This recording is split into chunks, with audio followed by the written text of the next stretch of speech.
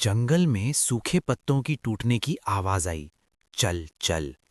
ये आहट किसी आम जानवर की नहीं, बल्कि जंगल के सबसे शातिर शिकारी बिल्लू बिल्ले की थी। वो पत्थर पर अपने पंजों को रगड़कर तेज कर रहा था। बहुत दिनों से पेट भरकर खाना नहीं मिला। ये जंगल के पक्षी अब बहुत चालाक हो गए हैं। जरा सी आहट होती है और उड़ जाते हैं। बिल्लू की नजर ऊपर आसमान में उड़ते हुए कुछ पक्षियों पर पड़ी। उसकी पीली आंखें चमक उठीं। उसने अपनी जीभ से होठों को चाटा। उड़ लो, जितना ऊंचा उड़ना है उड़ लो, लेकिन याद रखना, अगर आप लोग चैनल को सब्सक्राइब करते हैं तो आप लोग को पैसा की कमी कभी नहीं होगी और आप लोग बहुत बड़े इंसान बनेंगे। अंडे देने के लिए तो नीचे ही आओगे। मुझे इंतजार है उस पल का जब कोई मासूम परिवार नया घर बसाएगा।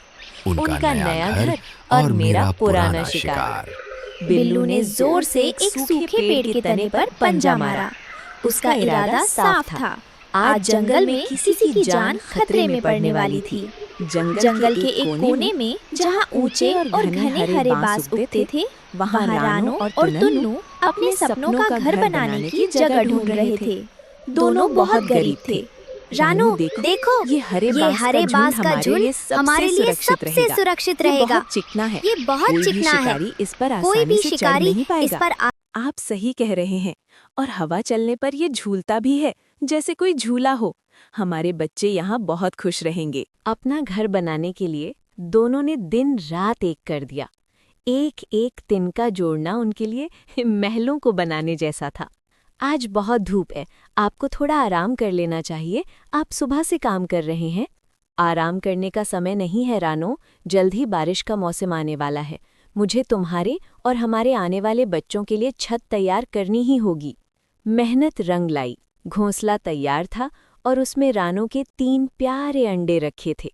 रानो उन्हें अपनी गर्मी दे रही थी। तुम चिंता मत करो रानो, जब तक मैं जिंदा हूँ इन अंडों पर कोई आंच नहीं आने दूंगा। मैं अभी जाकर तुम्हारे लिए थोड़ा दाना लेकर आता हूँ। संभल कर जाइएगा, मुझे जंगल में आजकल डर लगता है। खुशियों को किसी की नज़र लग गई थी। बांस की जड़ के पास खूंखार बिल्लू बिल्ला आ पहुंचा। उसकी नज़र ऊपर बने घोंसले पर थी। वाह, ताज़े अंडे और चिड़िया का बांस, आज तो दावत होगी। ये बांस थोड़ा ऊंचा है, लेकिन बिल्लू के लिए कुछ भी मुश्किल नहीं। बिल्लू ने बांस पर चढ़ना शुरू किया। बांस के हिलने से घोंसला डगमगाने लगा। रानू बुरी तरह घबरा गई। टुन्नू जी, बचाइए, कोई ऊपर आ रहा है, हमारे अंडे गिर जाएंगे। बिल्लू के पंजे बाज पर फिसले। उसने गुस्से में बाज को जोर जोर से हिलाना शुरू कर दिया। टुन्नू दाना लेकर लौट रहा था। अपनी पत्नी और बच्चों को मुसीबत में देख उसने अपनी जान की परवाह नहीं की और सीधे बिल्लू की आंखों पर हमला कर दिया। खबरदार, मेरे परिवार से दूर रहो दुष्ट बिल्ले। मेरी आंख, अभी बताता हूँ तुझे। टुन्नू ने उसे रोकने की बहुत कोशिश की, लेकिन बिल्लू ने हवा में ही अपना पंजा मारा और टुन्नू को दबोच लिया। टुन्नू जमीन पर गिर पड़ा। वो बुरी तरह घायल था। बिल्लू उसके ऊपर खड़ा था। रानो ऊपर से सब देख रही थी। उसकी दुनिया उजड़ रही थी। रानो, तुम नीचे मत आना, बच्चों का ख्याल रखना, उन्हें मेरी कमी महसूस मत होने देना। बड़ा आया था हीरो बनने, अब तेरी बारी है चिड़िया। लेकिन अभी मेरा पेट भर गया है, कल आऊंगा तेरे बच्चों को खाने। रात गहरी हो गई थी। जंगल शांत था। लेकिन रानो के रोने की आवाज सन्नाटे को चीर रही थी। वह अपने अंडों से लिपटकर रो रही। मैं अकेली इन मासूमों को कैसे बचाऊंगी? ये दुनिया बहुत जालिम है टुन्नू जी, बहुत जालिम।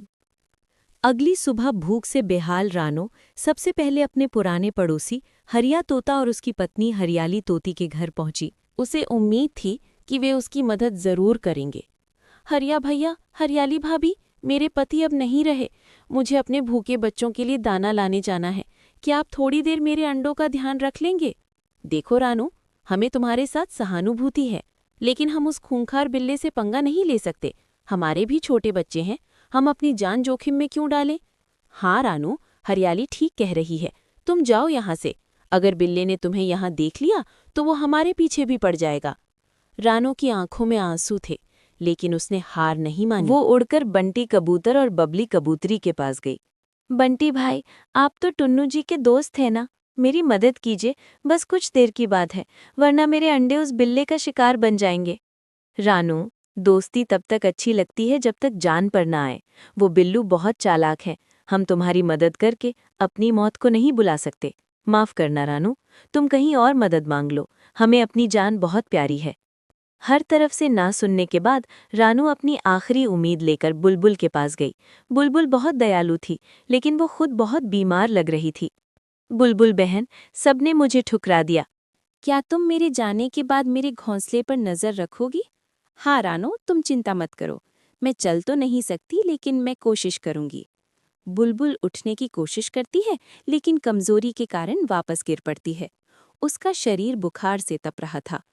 नहीं नहीं बुलबुल, तुम रहने दो, तुम खुद बहुत बीमार हो, मैं तुम्हें तकलीफ नहीं दे सकती, तुम आराम करो।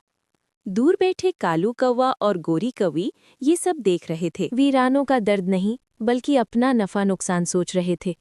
कालू जी, बेचारी रानो, उसका पति मर गया, अब बिल्ली उसे भी खा जाएगी। अगर उस बिल्ले को यहाँ शिकार मिल गया तो वो यहीं अपना अड्डा जमा लेगा। गोरी, आज रानो का घर उजड़ा है, कल वो हमारे बच्चों को खाएगा, हमें उसे भगाना ही होगा, रानो के लिए नहीं, अपने लिए। दोपहर होते ही बिल्लू वापस आ गया। वो बांस पर चढ़ने लगा। रानो को लगा आज अंत निश्चित है। तभी कालू और गोरी ने अपनी चाल चली। ए रानो, बांस के सबसे पतले छोर पर जाकर बैठ जा। जल्दी कर। रानो ने वैसा ही किया।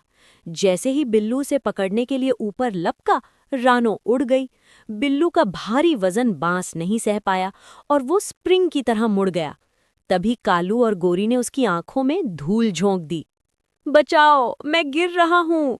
बिल्लू धड़ाम से नीचे कांटों में गिरा और लंगड़ाते हुए जंगल छोड़कर भाग गया। उसी शाम आज हमने सीखा कि मुसीबत में हिम्मत नहीं हारनी चाहिए। और ये भी याद रखना रानो, जंगल में कोई किसी का सगा नहीं होता, लेकिन कभी-कभी दुश्मन का डर भी हमें दोस्त बना देता है। अपना ध्यान रखना। रानो